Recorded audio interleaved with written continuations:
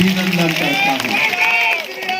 हमने वीरेंद्र साहू जी का वक्तव्य सुना और आप लोग का उत्साह और उमंग, खास करके आज गोवर्धन पूजा भी है, फिर भी आप लोग का यहाँ में उपस्थिति और आप लोग का समर्थन ये प्रमाण करता है कि हमारे गुंदरदेही सीट से वीरेंद्र साहू जी जीतेगा, जीतेगा, जीतेगा, आज और कोई संदेह नहीं है।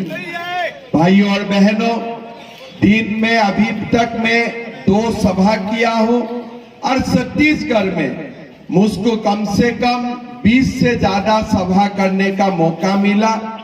मैंने जो जनता का बीच में उत्साह देखा, उमंग देखा, प्रथम चरणों का वोटदान का जो कुछ खबर हमारा पास आ रहा है, इससे अभी ये बात पक्का हो चुका है कि छत्तीसगढ़ में नरेंद्र मोदी का सरकार बनने वाला है, वो अभी पक्का हो गया है। वीरेंद्र जी का ऊपर भी हमला हुआ और छत्तीसगढ़ में कोई जगह में भाजपा का ऊपर हमला भी हो रहा है। नक्सलियों ने भी हमारे 2 कार्यकर्ता का हत्या किया। मैं बाघेल जी को बोलना चाहता हूं कि आप गुंडागिरी करके चुनाव जीत नहीं सकते हैं। आप नक्सलवादी का आप हेल्प लेके आप चुनाव नहीं जीत सकते हैं। बाघेल जी सीआरपीएफ को गाली देते हैं। सीआरपीएफ में कौन नौकरी करता है? हमारे साधारण लोगों का बेटा बेटी नौकरी करता है और आप हर दिन सीआरपीएफ को गाली देते हैं नक्सल का खिलाफ, लेकिन आप कुछ नहीं बोलते हैं। आज छत्तीसगढ़ का सबसे ज्यादा समस्या है और नक्सलियों का समस्या है, लेकिन आप नक्सल का खिलाफ कुछ नहीं बोलते हो। कारण ये कांग्रेस और नक्सल का बीच में इलू इलू है। I love you, I love you. भाइयों और बहनों, जम्मू कश्मीर से हमने 370 धारा हटाया, जम्मू कश्मीर को देश का साथ विलय किया।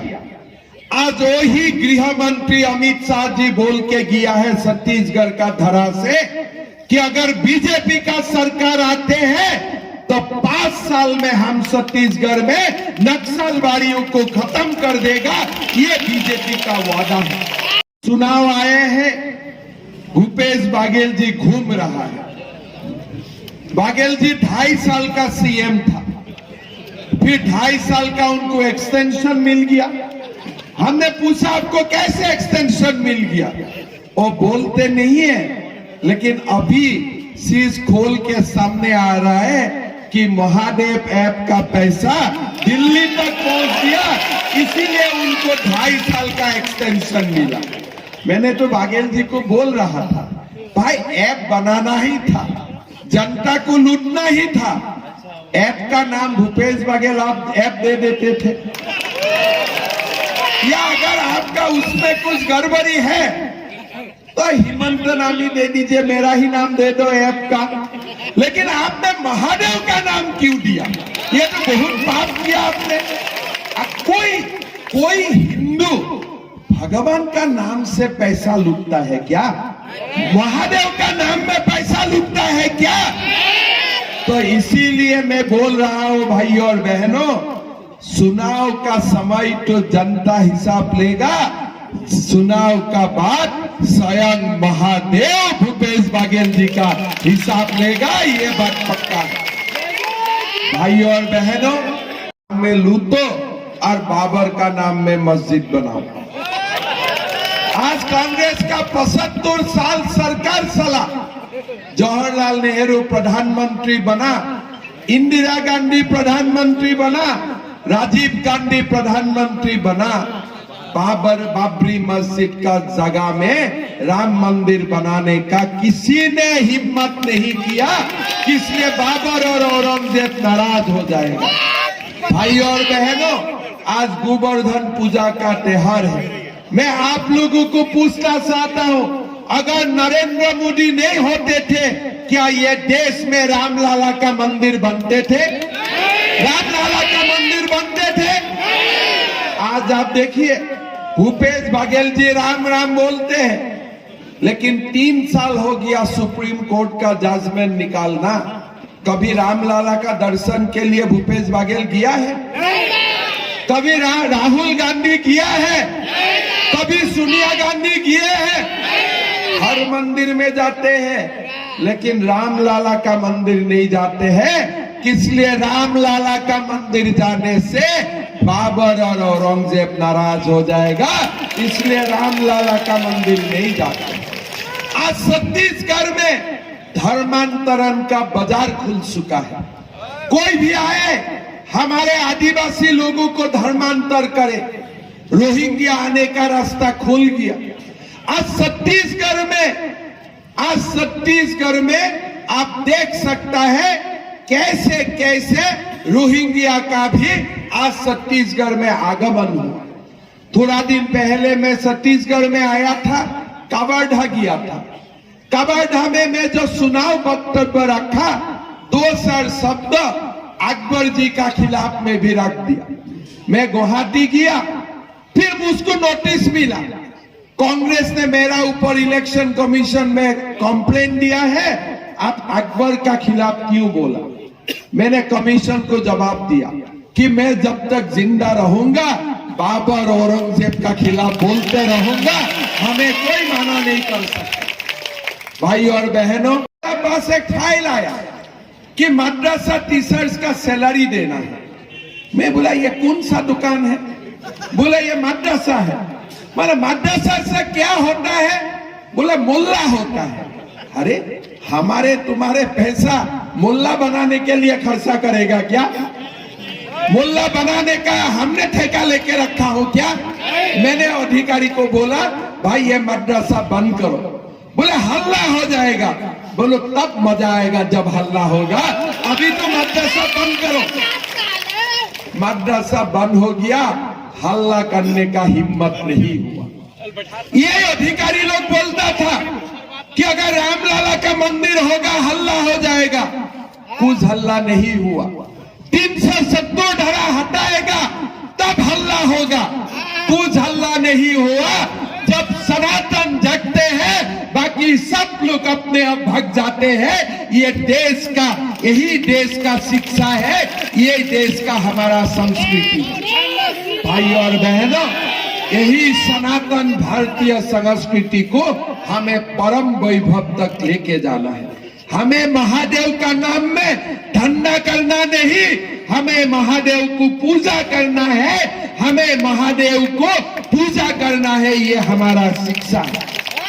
भाई और बहनों, ये देश में अगर कोई एक व्यक्ति सीना थाम के भारत के लिए बोलता है, वही नरेंद्र मोदी है।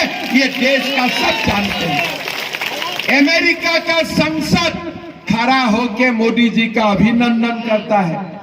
G20 शिखर सम्मेलन होता है भारत में, चंद्रलोक में चंद्रयान भेजता है, कोविड का समय वैक्सीन दिलाता है, शौचालय बनाता है, गांव-गांव में गैस का घर घर में सिलेंडर लेके जाते हैं, हमें फ्री का रेशन दिलाता है। और वो व्यक्ति को भूपेश बघेल जी बोलता है कि नरेंद्र मोदी जी झूठ है। आप लोग का मोदी जी में भरोसा है कि नहीं? मोदी जी में भरोसा है कि नहीं? आज मोदी जी क्या बोला है कि छत्तीसगढ़ का कृषकों से हम 21 क्विंटल धान खरीदूंगा हर एकड़ में, और 3100 रुपया हम हर पेडी धान खरीदने के लिए देने जा रहा हूं। 25 दिसंबर का दिन जो अटल बिहारी वाजपेयी जो छत्तीसगढ़ का निर्माण किया था, उनका जन्मदिन में हम लोग आप लोगों को 2017 सन और 2018 सन का धान का बोनस भी आप लोगों का अकाउंट में देने जा रहा है। भाई और बहनों, मोदी जी कल छत्तीसगढ़ में थे। मोदी जी बोल के गया है कि छत्तीसगढ़ का हर माता और बहनों का बैंक अकाउंट में हर महीना 1000 रुपया जमा किया जाएगा, मोहतारी बनाना योजना शुरू किया जाएगा। घोटाला किया था सारा का, और भूपेश बागेल घोटाला करता है गोबर का। आप छोड़ो, अरे महादेव को भी नहीं छोड़ते हो और बेचारा गाय का गोबर को भी नहीं छोड़ते हो। इसका पेट भी कितना बड़ा होगा भूपेश बागेल जी। बोलते हैं गोबर से भी खाते हैं, गोठान से भी खाते हैं, और धान का मिल का मालिकों से भी खाते हैं, दारू से भी खाते हैं और महादेव से भी खाते हैं। पेट कितना बड़ा होना पड़ेगा, एक बार आप लोग सोच लीजिए। में था शाम में, हमने पूछा क्या छत्तीसगढ़ में किसी को बेरोजगारी भत्ता मिलता है क्या? बोलता है नहीं मिलता है। तो हमने मन से भूपेश बागेल जी को बोला आप तो झूठ बोलता है, लेकिन चलो झूठ को भी मैं सच को मान लेता हूँ। सीएम का काम, मुख्यमंत्री का काम बेरोजगारी भत्ता देना नहीं, मेरा काम तो रोजगार देना, यही हमारा काम होना चाहिए। हमने वादा किया था कि अगर हमारा सरकार होगा तो 1 लाख सरकारी नौकरी मेरे युवा और युवतियों को मैं दूंगा। आज 2 साल हो गया, मैंने 90,000 नौकरी दे चुका हूं। आप लोग गूगल करके देख लीजिए। आज यही कमिटमेंट बीजेपी आप लोगों को कर रहा है कि सरकार बीजेपी का होगा, बिना रिश्वत छत्तीसगढ़ का गरीब लड़का लड़कियों को 1 लाख नौकरी मिलेगा। ये नरेंद्र मोदी का वादा है। छत्तीसगढ़ में बीजेपी का भव्य विजय हो रहा है। 7 सीट का ऊपर बीजेपी सरकार बनाएगा, ये पक्का है। धर्मांतरण को लेकर आप बोल रहे थे, कांग्रेस का आरोप है 15 साल में चर्चा सबसे ज्यादा भाजपा की सरकार। देखिए, धर्मांतरण बंद होना चाहिए।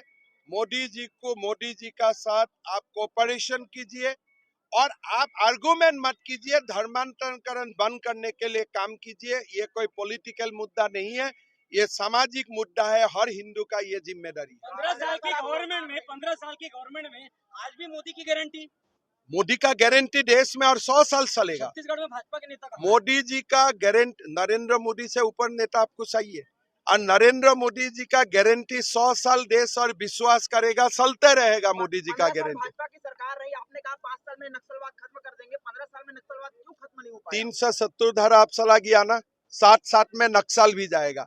आप लोग 15 साल में क्या क्या हुआ था छत्तीसगढ़ में? छत्तीसगढ़ का निर्माण कौन किया है? छत्तीसगढ़ का निर्माण किसने किया था? वाजपेयी जी ने किया है। छत्तीसगढ़ का जो भी हुआ है वो विकास किसने किया था? बीजेपी ने किया था। बीजेपी ने कोई घोटाला करके नहीं किया छत्तीसगढ़ से। कोई महादेव ऐप का निर्माण बीजेपी ने नहीं किया।